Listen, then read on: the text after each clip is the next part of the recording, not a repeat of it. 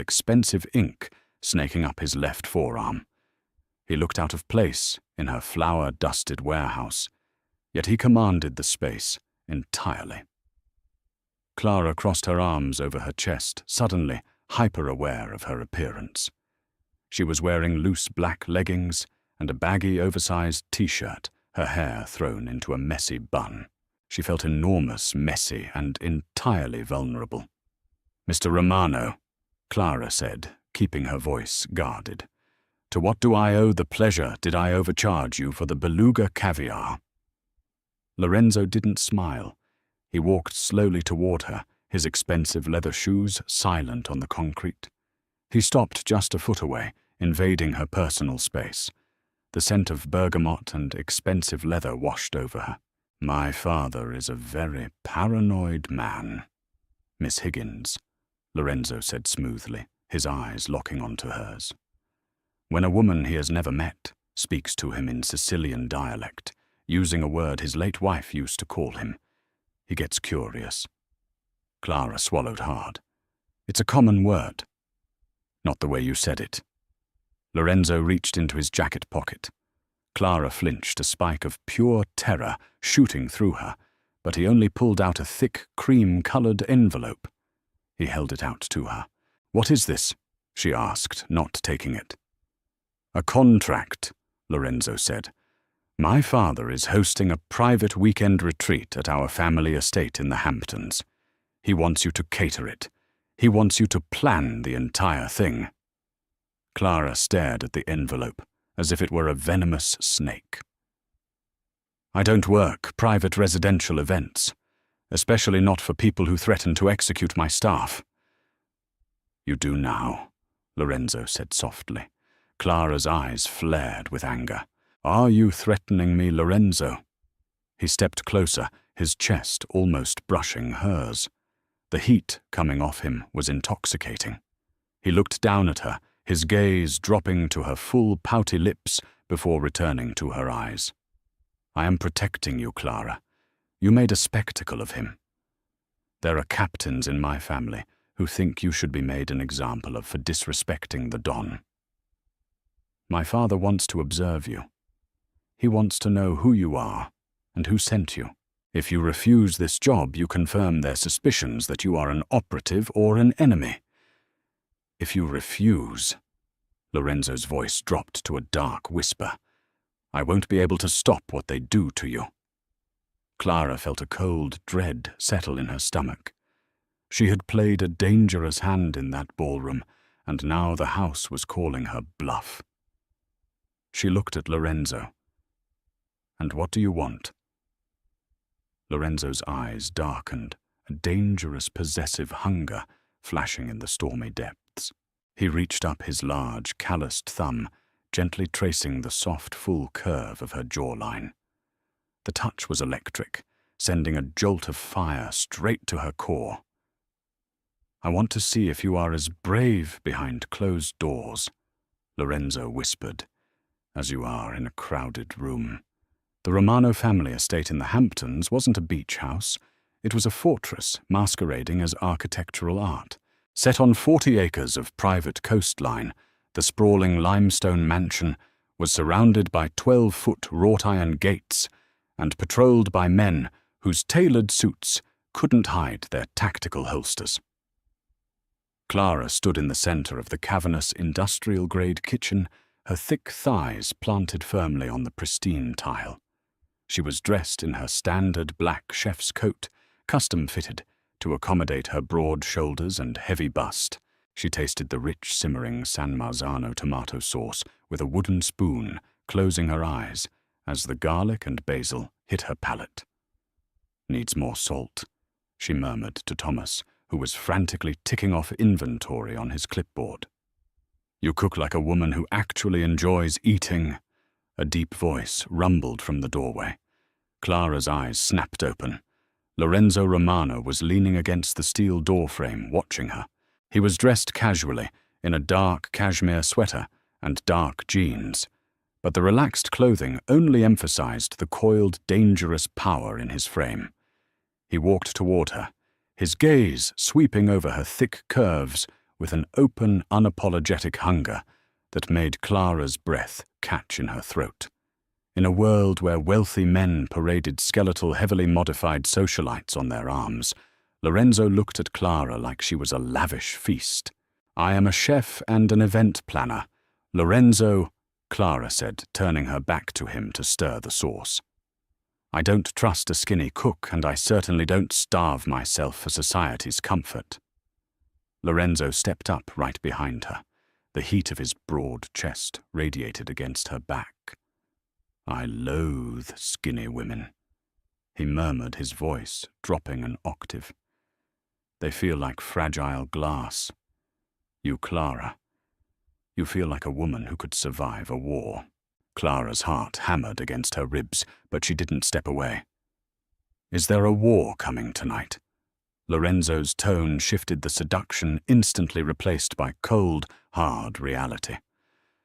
"My father invited the heads of the 5 remaining New York families. It is supposed to be a peace summit.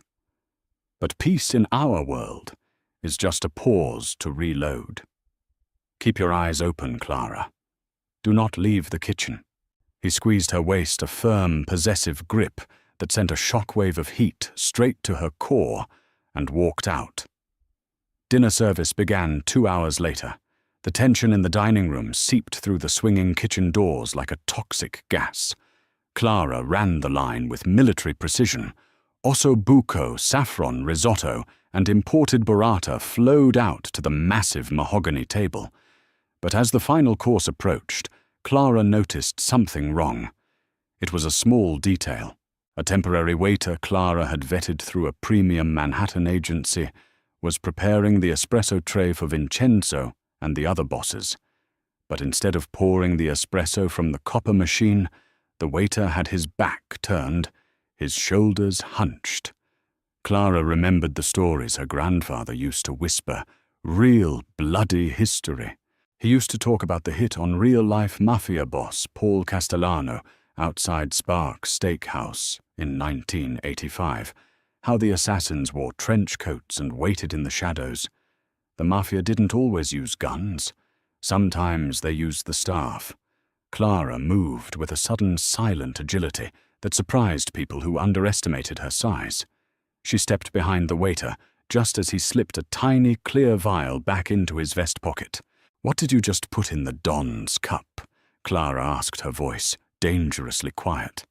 The waiter spun around, his eyes wide with panic. He was young, but his hands were steady as he reached toward his waistband. He wasn't reaching for a napkin. Clara didn't scream. She didn't call for the guards.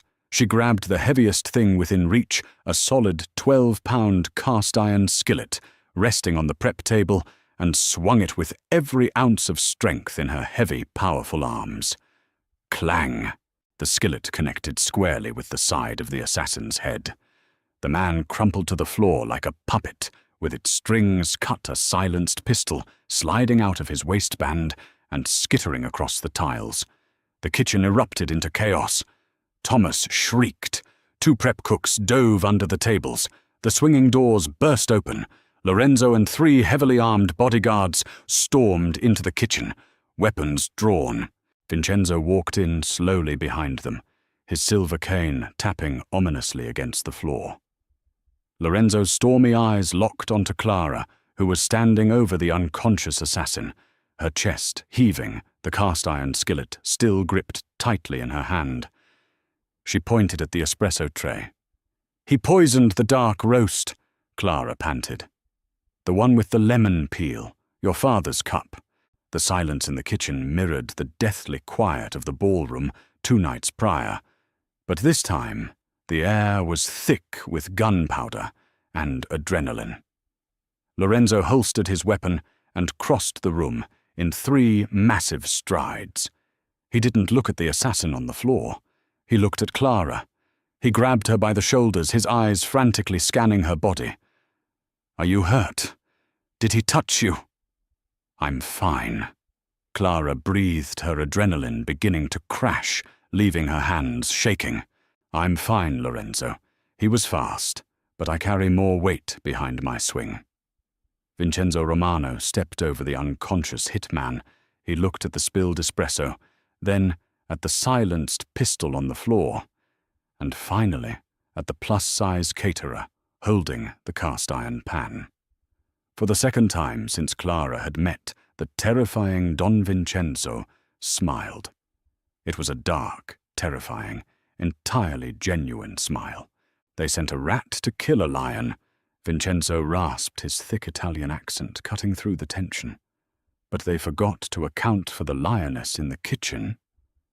Vincenzo looked at his son, then gave a slow, deliberate nod. It wasn't just an acknowledgement of a saved life. In the old world of the Cosa Nostra, it was a blessing. The Don tapped his cane against the tile, signaling his men. "Clean up this garbage," he ordered, pointing to the assassin. "And find out who holds his leash." As the guards dragged the man out the back door, Vincenzo turned to leave. He paused at the swinging doors and looked back at Clara. "The braciole was excellent, Miss Higgins. Next time, less salt in the sauce." With that, the Don vanished back into the dining room. The kitchen was empty now, save for Lorenzo and Clara. The billionaire heir stepped closer to her, gently prying the heavy skillet from her trembling fingers and setting it on the counter. "You saved his life," Lorenzo said, his voice a raw, emotional rasp. "You saved my family. I was just protecting my kitchen." Clara deflected, though tears of delayed shock were prickling the corners of her eyes. "Nobody messes with my espresso service." Lorenzo didn't laugh. He reached out his large hands, cupping her soft, full cheeks. He wiped away a stray tear with his thumb. "Stop hiding behind the catering, Clara. You are the bravest, most infuriatingly stubborn woman I have ever met. You don't shrink for anyone. You don't apologize for who you are." "I don't belong in your world, Lorenzo," she whispered, looking up into his stormy eyes. "I am an event planner from Brooklyn. I am soft and I am heavy, and I don't know how to navigate men with guns." "You belong wherever I am," Lorenzo fiercely declared. His gaze dropped to her lips. "And I don't want a fragile woman. I want you. Every thick, beautiful, fierce inch of you. I want the woman who calls the devil a coward to his face and hits assassins with frying pans." He didn't give her a chance to argue. Lorenzo pulled her heavy curves, flush against his hard, muscular frame, and crushed his mouth to hers. The kiss was like a match striking dynamite. It was bruising, desperate, and intoxicating. Clara gasped against his lips, her hands instinctively coming up to grip his broad shoulders as he backed her up against the stainless steel prep table.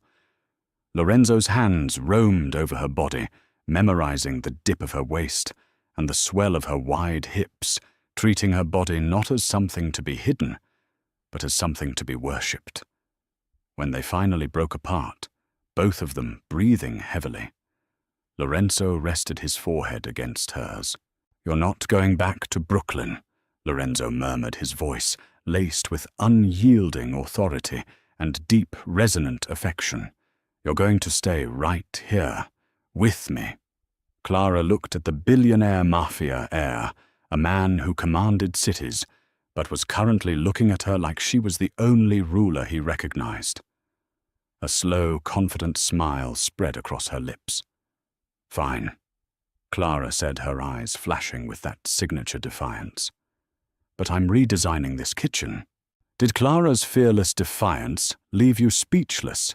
If you love thrilling mafia romances, where strong, thick women take charge and bring billionaire bosses to their knees, hit that like button, share this story with your friends who crave dark, passionate drama and unexpected twists. Don't forget to subscribe to our channel and ring the notification bell so you never miss another heart-pounding episode. Drop a comment below. What would you have said to the Don?